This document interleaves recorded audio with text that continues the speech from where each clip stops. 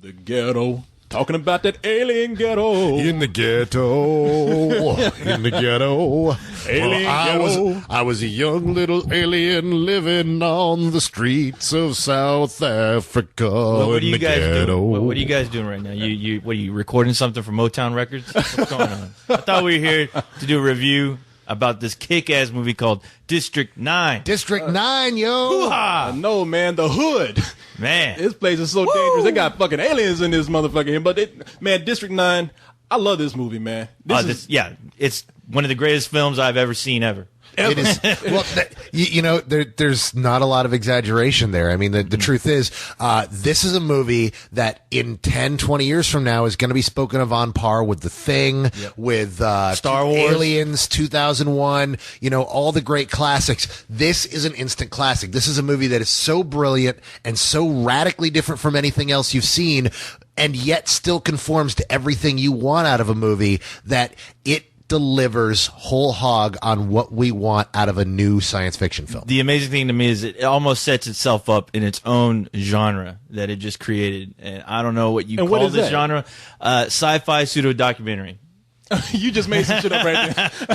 You love this movie so much, you said, I'm going to create a genre for it. It's its own genre. And at least to me, that's how it is, because I've never seen anything like this before. Except the brilliance of it, it's not a documentary. That you watch the trailers and you get that impression, and the first 15 minutes of this movie is told as a documentary, and then it starts to fade out of the documentary and just becomes a film. And it is a feature film with great cinematography, and they use that documentary setup to introduce you to this world and get you caught up on a lot of information. Which, by the way, to the film's credit, is the smartest way to get you caught up in the events that have been going on for the last, when the aliens arrived, they've been on Earth for a little over 20 years. Yeah. And they managed to wrap it all up and basically give you the sense of the world that they're introducing you to in about 30, 40 minutes, and it works to a T. Yeah, it's almost like watching an educational film. I mean, this movie takes me back to something like the first Terminator, where they had so much going for this film, and then you find out the budget of it, and you're like, what? Because this movie is like, what, $30 million? $30 million. Yeah. And it looks killer, man. It looks like $100 million.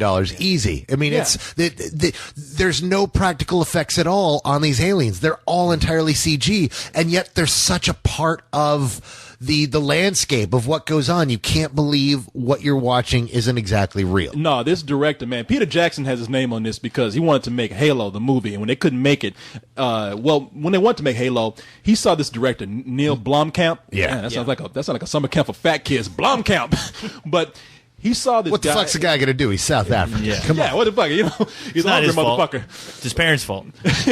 But so they want to make this Halo movie, and they said, well, this guy made this short and has all this military stuff in here, and he looks like the perfect director for this. But when they didn't make Halo, they said, okay, we got a $30 million budget. We'll just make a full feature out of your short film. Which was called Alive in Joburg. In Joburg, and it's a movie about aliens having to live in a slum. Mm-hmm. And so they just made it into this movie here, and this guy is a visionary, man. It's incredible. This story is what something like Alien Nation should have been a long time ago. It's what Alien Nation should have been. The thing is that even bringing up Alien Nation, you realize I don't know if it was the time it was made, that there's no way they could have pulled off a film like this by any stretch of the imagination back in the Well, Alien Nation didn't have the imagination that this did. And this thing it's one of those films that's just so brilliant. It does a lot of things that we've never been able to see. It says, what would happen if an alien race came to Earth, but it wasn't an ordinary alien race. It was the drones of the alien race, the people who have the technology but don't really know how to capitalize on it or truly use it. And not only that, what if that alien race, rather than flying above New York or Washington or Paris or London, ends up in fucking South Africa? The worst place you could go. In Johannesburg, South Africa. Like, yeah, goddamn. I mean, in South Africa, they treat everyone like a slave. It's like, if you ain't white, it's like you out of luck. Except in this, because South Africa was the center of apartheid. And this movie is almost like a statement about apartheid, except here, since apartheid, and it's almost an alternate reality. Let's just say that apartheid happened with giant cross-dressing grasshoppers instead of black people. and they're taken in and put in slums, which are almost concentration camps, and they're treated like secondhand citizens. And because of that, there's a lot of infighting, a lot of crime, and people have just gotten tired of this. The story here is that it is an alternate future, or even an alternate past reality. 30 years ago, a ship landed over Johannesburg, and they went in, found these aliens which were malnourished, didn't know what to do, and we decided to be nice to them. We formed a coalition called the MNU. What did that stand for?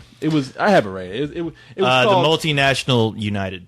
Yeah, they formed the Multinational United to bring these aliens down, try to help them out, and we figure, okay, at some point, they're going to rebuild this ship, and then they're going to get the fuck out of here. Of course, that doesn't happen. No. 30 years later, we're tired of this shit, and our patience with them is over. We're sick of looking at their ugly mugs. Yeah, they're walking around, big grasshoppers wearing bras and panties and everything. Yeah, they're pretty much scavengers. I mean, they're portrayed as scavengers in the movies, and you see them while people are getting interviewed saying, "Yeah, we're just sick of these things running around here. Why do they have to be in our town?"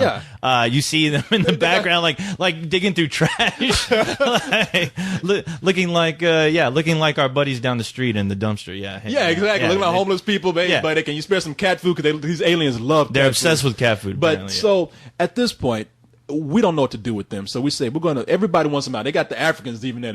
I just want them to go. So we have a new camp that we're going to put them in. And they send out a field operative, Wilkes Van der Kampen Hayden Aliens or whatever his name is, played by this guy. What's his name? His name is Charlton Copley. Copley, who is who's this big first acting role. Yeah, he's never acted before. He pretty much has done everything in the entertainment industry apparently, except act.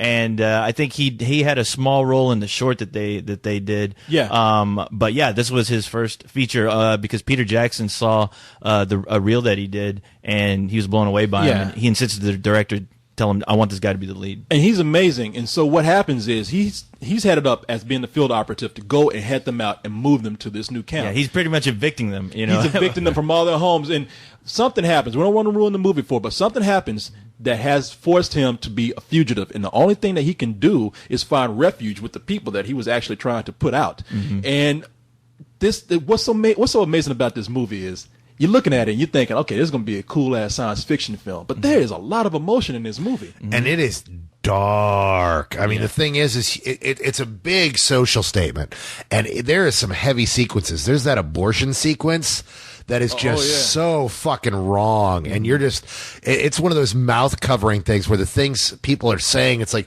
holy shit. But it's true humanity. It's not over the top. It's not out of the realm of possibility. So it's not like, don't scare the people and thinking they're going to see little babies. No, but it's getting aborted. But it is just such a dark and heavy sequence. And what ultimately happens in the film is just, it's so great, and it builds to this incredible climax that just everything works, and everything is just so raw the whole way. It really is perfect science fiction. It really is speculative fiction. What would happen? How would humanity act if we were put in this not so great situation? And it showed the worst case scenario. Well, it says we had a typical alien film is either we come in and we embrace the aliens because we love them, or we have to say we must fight them because they're attacking us. It's either ET or aliens. It's either ET or aliens, and we're all a war of the worlds, and we're always the good guy no matter what. But in this, it reverses the role and says, well, what if aliens came down into a hostile situation? And guess who's a hostile people? We are the human beings. We're smarter, we're more adept, they're stronger and have better technology. But we are the advanced species to them, and they need us. Well, one of the cool subplots about this film is that the MNU, you find out that when these aliens came, they had a lot of their weaponry on board the ship, which they pretty much got a hold of. The only problem is they see the potential and how crazy this weaponry is. The only problem is they can't work it because you realize that this weaponry is somewhat infused with the alien's DNA, and only an alien can actually operate it. And you see them basically going to all kinds of lengths to try to get this weaponry to work because, once that happens, Well, it's funny. It's time to sell arms. It's like you said, Carlyle. I mean, they're drones. They come down here and they got every weapon that could kick the shit out of us. I mean, they pretty much, this one ship, they could take over the world. But because they're drones, they're like, we don't know what to do. Yeah, I know. These motherfuckers have like a Robotech suit. I mean, they just know how to drive it, but that's about it. Yeah, they're not to shoot anybody with it. They were sent down without leaders, and so they're listless and they don't know what to do. So they just kind of wander around trying to survive without any groupthink to, hey, we don't have to take this shit from these people. We don't have to live in these fucking cardboard boxes. They never wake up and go, wait, we didn't land in the United States. We landed in South fucking Africa.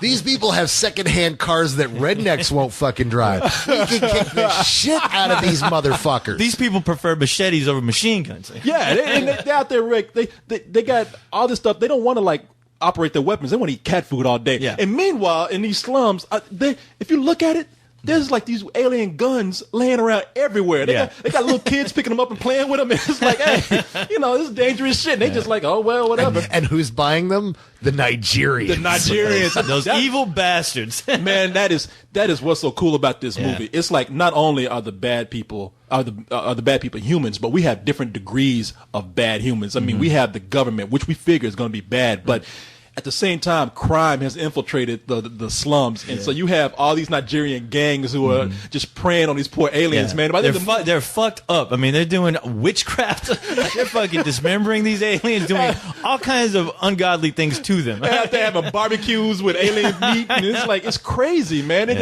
it really is at the end of by the midpoint of the film, you get mad at yourself. You're like, I hate being a human. How could we do this? Yeah. And that's the great thing about this film is because you're looking forward to the aliens to just, you're waiting for their Che Guevara to pop up and just go, man, fuck this. Let's just fucking annihilate all these motherfuckers and turn them into liquid. Alien with a beard and a barrel. Viva! Yeah. And the way the film just changes perspective like that, where really at the beginning you see the aliens through our eyes, where it's like, these are dumb motherfuckers who are living off the land, destroying it, don't know what they're doing. They're completely worthless. There's no reason for them to be here. We just want them to go home. And you start seeing it through their eyes till by the end of the film, you kind of want to see Earth get jacked up. Yeah, you want an invasion to happen. You're like, dude, where's their big brother to show up and spank the hell out of them? I want to see the Earth get, and it actually you kind of want to see that alternate Earth